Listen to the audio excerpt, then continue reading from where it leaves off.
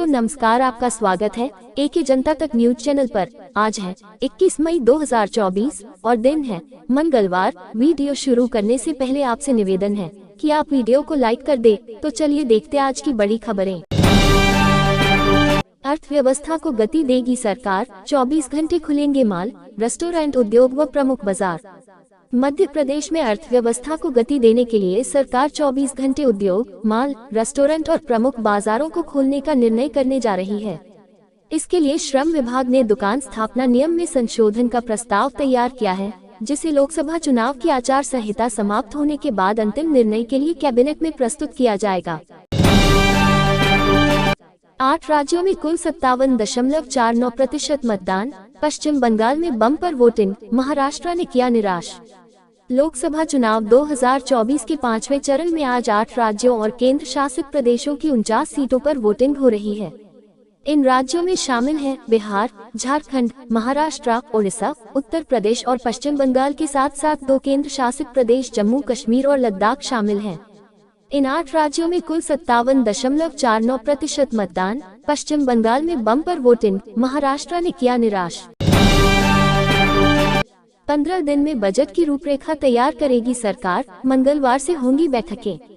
मोहन सरकार का पूर्ण बजट जुलाई में होने वाले विधानसभा के मानसून सत्र में प्रस्तुत किया जाएगा। इसकी तैयारी वित्त विभाग ने प्रारंभ कर दी है। 15 दिन में वर्ष 2024-25 के बजट की रूपरेखा तैयार की जाएगी। इसके लिए उप सचिव स्तरीय बैठकों का सिलसिला मंगलवार से प्रारंभ होगा। इसमें विभागीय प्रस्तावों पर विचार करके इन्हें मुख्यमंत्री डॉ. मोहन यादव के समक्ष अंतिम निर्णय के लिए प्रस्तुत किया जाएगा। इस बार बजट 3.25 लाख करोड़ रुपए से अधिक का हो सकता है। कांग्रेस नेता सज्जन सिंह वर्मा बोले, भितरघातियों पर कार्रवाई नहीं करते, इसलिए ये स्थिति बनती है। प्रदेश में कांग्रेस के वरिष्ठ नेता सज्जन सिंह वर्मा ने भितरघातियों पर कार्रवाई न करने का विषय सोमवार को उठाया। उन्होंने कहा कि पार्टी ऐसे नेताओं पर कार्रवाई नहीं करती है जिसके कारण नुकसान होता है। इसका जवाब प्रदेश कांग्रेस अध्यक्ष जीतू पटवारी ने दिया।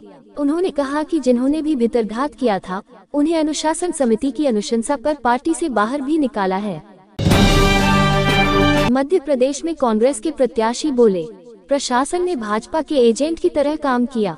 मध्य प्रदेश लोकसभा की 29 सीटों के लिए हुए चुनाव के बाद सोमवार को प्रदेश कांग्रेस कार्यालय में चुनाव और संगठन की भूमिका को लेकर समीक्षा की गई।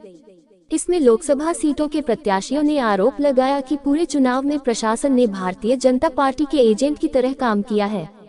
मतगणना में भी अधिकारी मिलीभगत करके गड़बड़ी कर सकते हैं। उधर पार्टी के प्रदेश प्रभारी जितेंद्र सिंह ने दावा किया कि पूरे देश में अंडरकट है, चौंकाने वाले परिणाम आएंगे। मतगणना के लिए सभी जिलों में प्रभारी नियुक्त किए जाएंगे।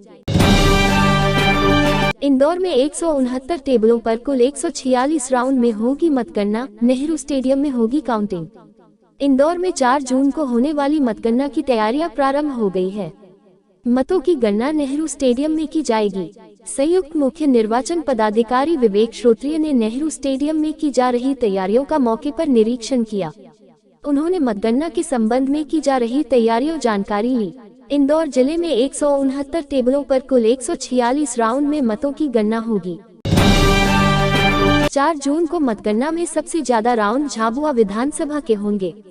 झाबुआ जिले के लोकसभा निर्वाचन कार्यक्रम अनुसार 4 जून को जिले की तीनों विधानसभा हेतु मतों की गणना शासकीय पॉलिटेक्निक महाविद्यालय में सुबह 8 बजे से प्रारंभ की जाएगी।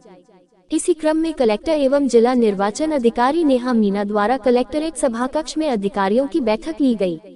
मतगणना विधानसभा झाबुआ में 17 राउंड, विधानसभा थांदला में 16 राउंड एवं विधानसभा पेटलावद में 15 राउंड में संपन्न होगी।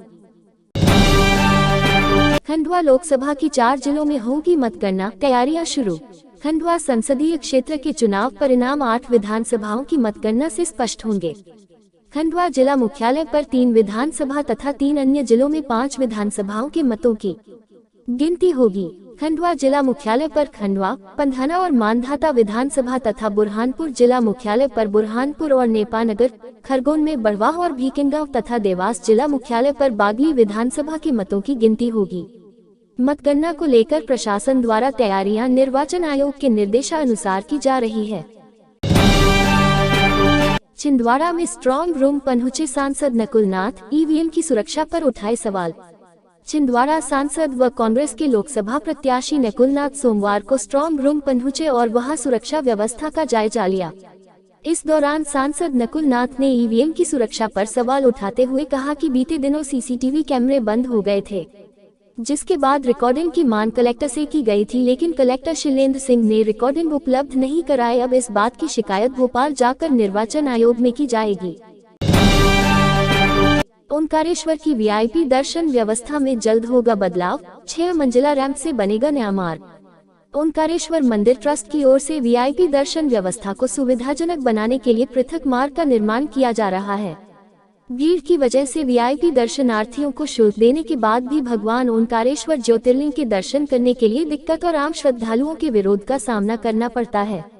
इसे देखते हुए मंदिर ट्रस्ट की ओर से अब लंबे समय से अनुपयोगी 6 मंजिला रैंप का उपयोग वीआईपी दर्शन के लिए करने की योजना बनाई गई है।